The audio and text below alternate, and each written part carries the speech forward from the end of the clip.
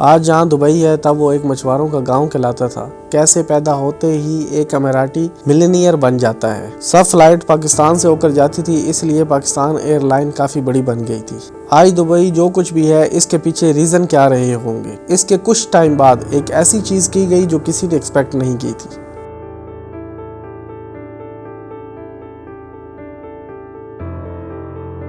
سال 1979 میں ایک جگہ جو بالکل بنجر تھی، دھول مٹی پانی تک موجود نہیں تھا، چاروں طرف ریگستان ہی ریگستان تھا۔ آج کی ڈیٹ میں وہ جگہ ایسی بن چکی ہے جس نے دنیا بھر کے شہروں کو پیچھے چھوڑ دیا ہے۔ جہاں پانی کی اتنی کمی تھی، آج اس جگہ میں 129 بلین گیلن امپیریل پانی بڑے آرام سے پرووائڈ کیا جاتا ہے۔ دنیا کے بڑے بڑے فاؤنٹینز، کینالز بڑے تیزی سے بن رہے ہیں۔ جہاں ریت تھی، آج وہاں ورلڈ کلاس روڈ، دنیا کی سب سے اونچی بلڈنگ، سب سے بڑے مالز، سب سے بڑے ہوٹل، سب سے اونچا ریسٹورنٹ اور سب سے بڑی لفٹ موجود ہے۔ کہا جاتا ہے کہ ریت میں ایک نارمل بلڈنگ بنانا اتنا مشکل ہوتا ہے، انہوں نے دنیا کی سب سے بڑی بلڈنگ بنا دی۔ پولیس یہاں پہ لیمبورگنی اور فراری جیسی سپر کار میں چلتی ہے۔ میں دنیا کے امیر لوگوں کے شہر دبئی کی بات کر رہا ہوں۔ آپ کو لگ رہا ہوگا کہ یہ سب ممکن کیسے ہوا؟ کیا ان کے پاس تیل زیادہ مقدار میں تھا؟ ایسا بالکل نہیں ہے۔ ان کی GDP کا صرف 1% حصہ ہی آئل سے آتا ہے۔ اور اب سب سے بڑھ کر سوال یہ ہے کہ یہ ہوا کیسے؟ ایسی کیا مشکل ہوتی ہے کہ دوسرے ممالک نہیں کر پائے اور یہ کر رہے ہیں؟ اس کے پیچھے ایک بہت بڑی دلچسپ کہانی ہے۔ آئیں دیکھتے ہیں کہ یہ دبئی ہے کس جگہ پر۔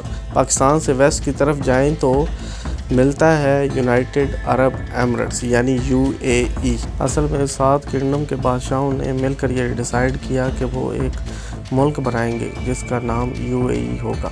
ان 7 کنگڈم میں کنگڈم اور سٹی کا نام ایک جیسا ہو جاتا ہے۔ اس میں بہت زیادہ کنفیوژن ہے، ایسا کہ کنگڈم آف دبئی کو ایمریٹس آف دبئی کہتے ہیں۔ اسی طرح اس کے اندر ایک سٹی ہے جسے سٹی آف دبئی کہتے ہیں۔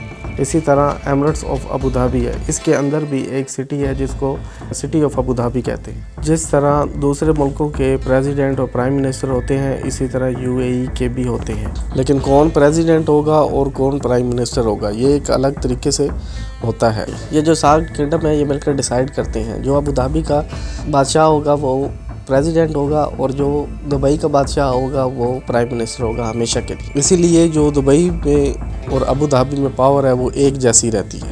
یہی کچھ ریزن ہے جس کی وجہ سے UAE کنٹری میں ایک طرف تو عالیشان اونچی اونچی بلڈنگیں ہیں اور ایک طرف سادہ ریت میں سادہ گھر ہیں۔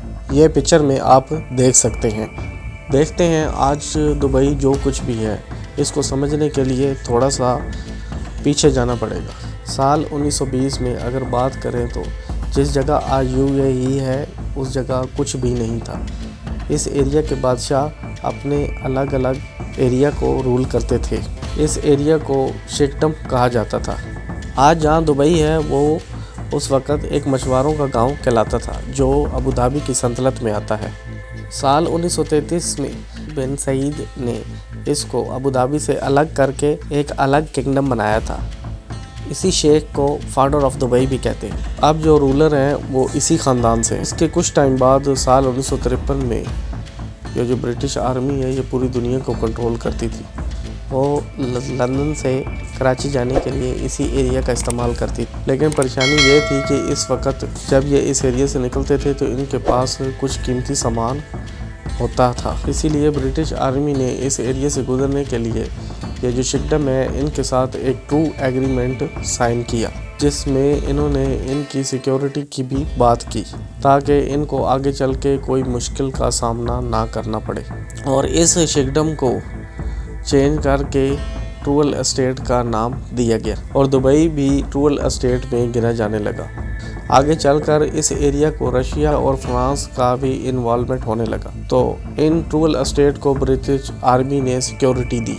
اس ٹروول اسٹیٹ کا سارا کنٹرول برٹش آرمی کے پاس ہی رہا، لیکن برٹش آرمی نے اس ایریا میں کوئی ڈیولپمنٹ نہیں کیا کیونکہ برٹش آرمی کے لیے یہ ایریا صرف ایک کراسنگ پوائنٹ تھا اور اوپر سے ہر طرف ریگستان ہی ریگستان تھا، تو ان کو یہاں زیادہ کوئی انوائرمنٹ یا فائدہ نظر نہیں آیا۔ اس ٹائم جو دبئی کا ایریا تھا وہ فشنگ سے بڑھ کر پرل کے لیے زیادہ فیمس ہوا، لیکن دبئی ابھی ایک گاؤں ہی کہلاتا تھا۔ دبئی کی اصل قسمت اس وقت چینج ہوتی ہے جب شیخ راشد بن سعید آل مکتوم دبئی کے پرائم منسٹر بنتے ہیں اور انہوں نے دبئی کو ایک گاؤں سے چمکدار شہر بنا دیا۔ سال 1959 میں یہ یورپ گئے اور وہاں کے انفراسٹرکچر سے بہت زیادہ انسپائر ہوئے اور وہاں سے آتے ہی انہوں نے ڈیسائیڈ کیا کہ یہ دبئی کو ٹریڈنگ اور فائنانس کا ہب بنائیں گے جو ساری دنیا میں فیمس ہوگا۔ دبئی پرشین گلف میں آتا ہے جو ایران، عراق، کویت، سعودی عربیہ کے درمیان میں آتا ہے۔ ساتھ میں یہ ایریا، یہ روٹ ایشیا سے یورپ اور یورپ سے افریقہ کو کنیکٹ کرتا ہے۔ دبئی کی جو لوکیشن تھی وہ بہت اچھی ہے۔ اسی کو دھیان میں رکھ کر شیخ راشد بن سعید نے پورٹ راشد بنوایا۔ پورٹ راشد میں چھوٹی چھوٹی شپس تو آتی تھی لیکن بڑے شپس نہیں آ پاتے تھے۔ شپس لانے کے لیے شیخ راشد نے اس میں پورٹ کو چوڑا کروایا اور گہرا کروایا تاکہ بڑے شپ آسانی سے آ سکیں۔ اس کے لیے جو بھی پیسہ سب انہی چیزوں میں لگ رہا تھا۔ یہ بہت بڑا رسک تھا اور اس کے لیے شیخ راشد کو بہت زیادہ سننا بھی پڑا۔ یہ کیا کر رہے ہو اور اس کے بارے میں کسی کو کوئی سمجھ نہیں آ رہی تھی، لیکن بعد میں یہ بہت بڑا سکسیس نکلا۔ اس وجہ سے بڑے بڑے شپس تو دبئی میں آنے لگے، جس کی وجہ سے جو دبئی کا مارکیٹ تھا وہ کافی اچھا چلنے لگا۔ شیخ راشد یہاں پر بھی نہیں رکے اور انہوں نے اور بڑے بڑے پروجیکٹ شروع کیے، انفراسٹرکچر میں کام کیا، بہت سارا پیسہ لگایا۔ شیخ راشد یہاں پر بھی نہیں رکے، انہوں نے ایئرپورٹ بنایا اور انفراسٹرکچر پہ بہت زیادہ پیسہ لگایا۔ جو بھی پیسہ آ رہا تھا وہ سب انہی چیزوں میں لگ رہا تھا، جس کے لیے ان کا بہت مذاق بھی بنا کیونکہ پورے پروجیکٹ کو لے کر بہت زیادہ پیسہ لگ رہا، جس کے لیے بہت زیادہ مشکل ہو رہی تھی۔ اب ہوتا یہ ہے کہ سال 1966 میں دبئی میں آئل نکلتا ہے، کافی کم نکلتا ہے، دوسرے پڑوسی ممالک کی وجہ سے کافی کم نکلتا ہے۔ شیخ راشد کا ماننا تھا آئل مل تو گیا ہے لیکن یہ زیادہ دن نہیں چلے اور انہوں نے آئل کا پیسہ بھی انفراسٹرکچر میں لگایا۔ اس وقت ایک لائن بھی گئی تھی۔ میرے دادا اونٹ کی سواری کرتے تھے، میرا والد بھی اونٹ کی سواری کرتا ہے، میں مرسڈیز چلاتا ہوں، میرا بیٹا لینڈ روور چلائے گا، اس کا آنے والا بیٹا بھی لینڈ روور چلائے گا اور حالات ایسے ہوں گے کہ اس کا آنے والا جو بیٹا ہے وہ پھر سے اونٹ چلائے۔ اس لیے وہ دبئی کو ایسا بنانا چاہتے تھے جس کی ڈیپینڈنس آئل پر نہ۔ جب شیخ راشد دبئی میں انفراسٹرکچر بنا رہے تھے تو اس وقت پیرلی اس ریجن میں بہت ساری چیزیں ہو رہی، جیسے دبئی کو برٹش سے انڈیپینڈنس مل گئی تھی۔ انگریز اس لیے چلے گئے کہ انگریزوں کو اس ایریا کو کنٹرول کرنے کے لیے بہت زیادہ پیسہ لگ رہا تھا۔ انگریز تھے وہ سال 1968 میں یہاں سے چلے جاتے ہیں اور دسمبر 1971 سب کنگڈم مل کر ایک ہو جاتے ہیں۔ راس الخیمہ ایک سال بعد جوائن کرتا ہے۔ جو دبئی خود میں ایک کنگڈم تھا، کنٹری UAE پریزنٹ کرتا تھا۔ جب شپ ایک جگہ سے دوسری جگہ جاتے ہیں تو فیول فلنگ کے لیے، لوڈنگ ان لوڈنگ کے لیے ان کو پورٹس کی ضرورت ہوتی ہے۔ دبئی بہت ہی اچھی لوکیشن پہ تھا، اس ایریا سے بہت ساری شپس کو آنا جانا پڑتا تھا۔ راشد نے اس ایریا کے امپورٹنٹ کو سمجھا اور ایک پورٹ راشد بنا اور اس پورٹ کی وجہ سے وہاں شپ رکنے لگے اور جب شپ ہے تو اس ایریا میں کمرشل ایکٹیویٹی زیادہ ہو جاتی ہے۔ آپ اس کو ایسے سمجھ لیں کہ ایک گاؤں کے اندر سے ہائی وے گزرے، گاؤں والے پیٹرول پمپ سے لے کر کھانے پینے کی چیزیں سب مہیا کرتے ہیں، اس لیے اس گاؤں بہت زیادہ کمرشلی ایکٹیویٹی ہو جاتی ہے۔ یہی چیز پورٹ کے ساتھ بھی ہوتی ہے۔ پورٹ راشد کو سال 1972 میں بنوایا گیا اور اس کی کامیابی کو دیکھ کر سال 1979 میں ایک اور پورٹ بنوایا گیا جس پورٹ جبل علی کا نام دیا۔ ویسے تو یہ بنایا گیا تھا لیکن آج بھی یہ مڈل ایسٹ کا سب سے بڑا پورٹ گنا جاتا ہے۔ یہ ساری چیزیں تو دبئی میں بن رہی تھی، ساتھ میں شپس کی ریپیئرنگ